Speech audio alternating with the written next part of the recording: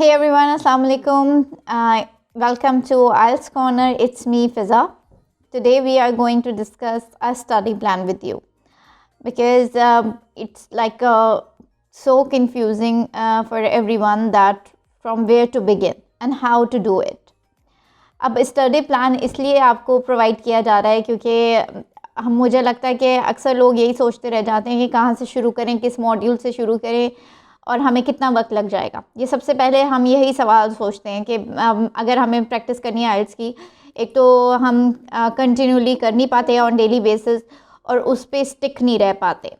फिर हमें ये समझ नहीं आता कि हमें कितनी ज़रूरत है इसको प्रैक्टिस करने की। तो एक बहुत ही सिंपल आंसर है आपके लिए कि अगर आपका टारगेट है 7 और अभी आपकी इंग्लिश का लेवल 7 बैंड के क्राइटेरिया पे पूरा नहीं उतरता, तो आपको वक्त लगने वाला है। You have to actually understand that you have to improve your English skills, English language skills. सिर्फ आपको फॉर्मेट पे काम नहीं करना, आपको अपने ओवरऑल इंग्लिश लैंग्वेज पे काम करना है।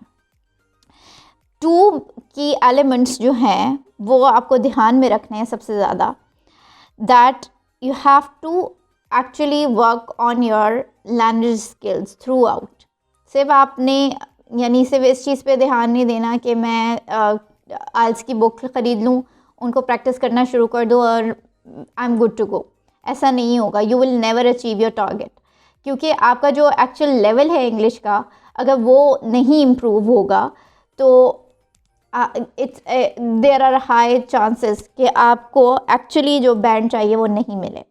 लेकिन अगर आपका एक्चुअली अभी का इंग्लिश लेवल जो है वो बैंड 7 के क्राइटेरिया पे पूरा उतरता है, तो आपका मीन्स आप रख लें 6 to 8 weeks, you are good to go. अगर आपने 6 to 8 वीक्स अच्छी तैयारी कर ली, आपको इवेंचुअली अपना टारगेट मिल जाएगा।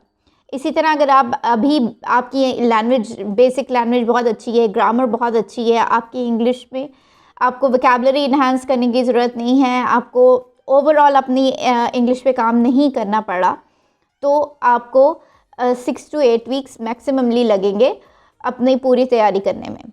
अब हमें सबसे ज़्यादा ध्यान क्या होता है कि हमने आइल्स की तैयारी करनी है बस, यानी आइल्स के फॉर्मेट को समझ लेना है, आइल्स के क्वेश्चन पेपर्स को तैयार कर लेना है और टिप्स एंड ट्रिक्स देख ली, हैक्स देख ली और we are good to go. ऐसा नहीं है, यू विल बी डिसअपॉइंटेड आगे जाके। आप जब अपना टेस्ट अटैम्प्ट कर लेंगे, you will be completely disappointed because आपने ओवरऑल अपनी इंग्लिश पे काम नहीं किया होगा। आपने सिर्फ वो क्वेश्चन टाइप प्रैक्टिस कर लिए होंगे, इवेंचुअली आप कहेंगे okay now I am tired and I am done. ऐसा नहीं है। 70% आपको अपनी इंग्लिश पे, यानी आपको बेसिक चीज़ों पे काम करना है। अगर आपने फाइंड आउट किया आपकी ग्रामर ठीक नहीं है, वर्क ऑन योर ग्रामर।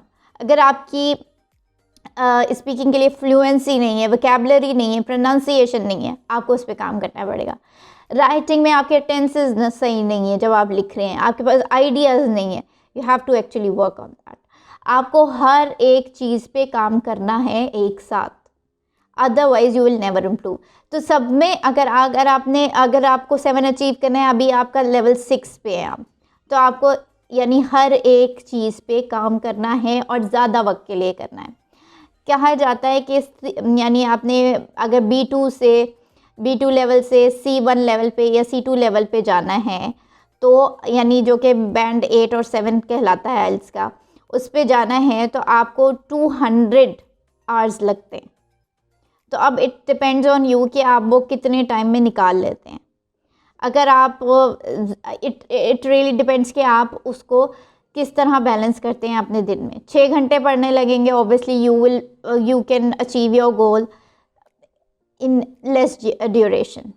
लेकिन ऑब्वियसली अगर आप सिर्फ 1-2 घंटे दे रहे हैं और फिर it may take 6 to 9 months of course, because आपको अपना टारगेट पे पहुंचने में वक्त लगेगा। आपको टोटली कम्प्लीटली अपनी हर स्किल पे काम करना है।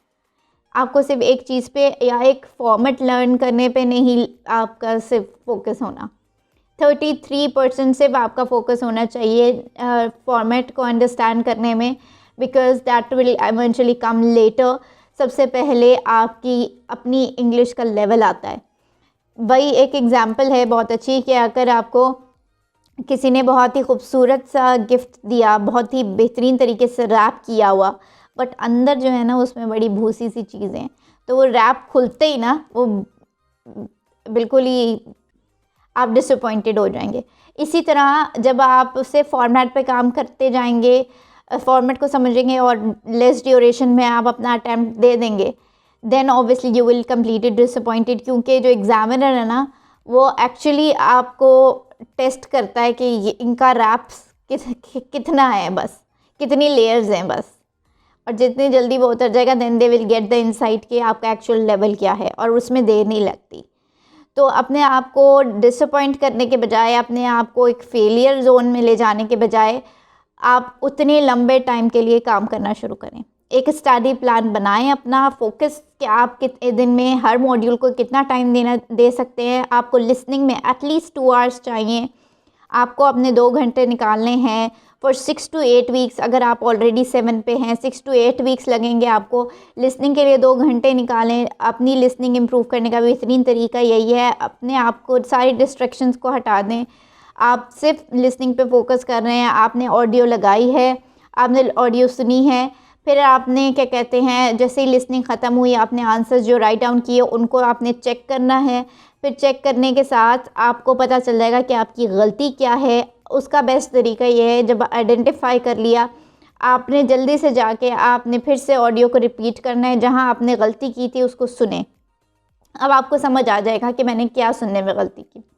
अगर उसमें भी आपको नहीं समझ आता तो आपको कैम्ब्रिज बुक्स जो प्रैक्टिस बुक्स हैं उसमें आपको ट्रांसक्रिप्ट दी गई है, आप ऑडियो के साथ वो ट्रांसक्रिप्ट पढ़ सकते हैं कि ये किस तरह चीज़ बोली गई है, so you can easily practice like this way.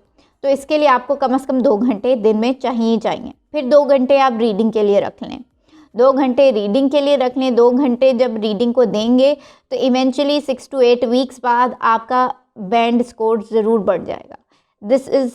There is no uncertainty.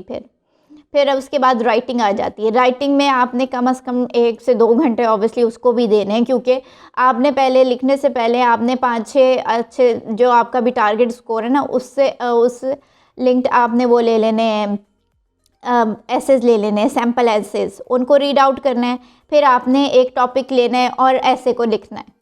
सो उससे क्या होगा, जो आपने रीड आउट किए होंगे ना ऐसे, उनका इवेंचुअली एक रिफ्लेक्शन आपके राइटिंग में आ जाएगा। आपको समझ आ जाएगा कि इस तरह लिखा गया है, अब मैंने भी इस तरह से लिखना है। ठीक है, तो इस तरह से आप डेली बेसिस पे अपनी प्रैक्टिस करेंगे। फिर आ जाती है स्पीकिंग तो आप अपने अंदर 24/7 ले आएँ कि अब तो मैंने बोलना ही बोलना है तो इंग्लिश में ही बोलना है। जैसे हम उर्दू में बात करते हैं वैसे ही अब हमने इंग्लिश में बात करनी है।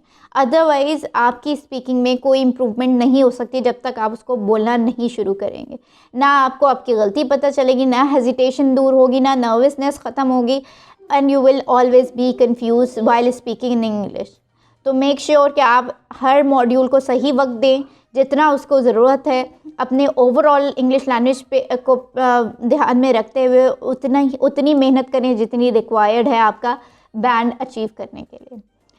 सो आई होप सो कि आपको ये समझ आ गया होगा कि आपने अपना स्टडी प्लान किस तरह रखना है, कितना ड्यूरेशन आपको लगेगा। जज yourself and eventually you will improve after practising as many practice test you are required to do. Otherwise अगर आप उससे पहले रुक गए तो आप जिस बैंड पे रुकेंगे आप उस पे ही रहने वाले हैं, आप कभी भी आगे नहीं बढ़ सकेंगे। Keep your self motivated, strengthen your language skills, जिसमें आपको कमी लगती है उस पर काम करें सबसे ज़्यादा। कोई नई चीज़ सीखें, उसको रिपीटेडली इस्तेमाल करें। And these are few tips I am always sharing with you all. I hope so कि आप सबको अपना डिज़ायर बैंड मिल जाए। हमारी वीडियोस को ज़रूर देखिएगा। हमारे पेज पे आपको मज़ीद क्या कहते हैं IELTS से रिलेटेड वीडियो मिल जाएंगी। किसी भी तरह की क्वेरी आपके पास है, मैं हमेशा कहती हूँ comment down, let me know, I will be aware of it and I will make a video for you specially. So stay connected and don't forget to subscribe our channel. So we can actually communicate whenever we want, क्योंकि आपके comments के ज़रिए हम actually communicate कर सकते हैं। हमारे institute को भी आप ज्वाइन कर सकते हैं अगर आप ख़ुद से अपने स्टडी प्लान को फॉलो नहीं कर पा रहे। डिस्क्रिप्शन में आपको हमारा नंबर मिल जाएगा।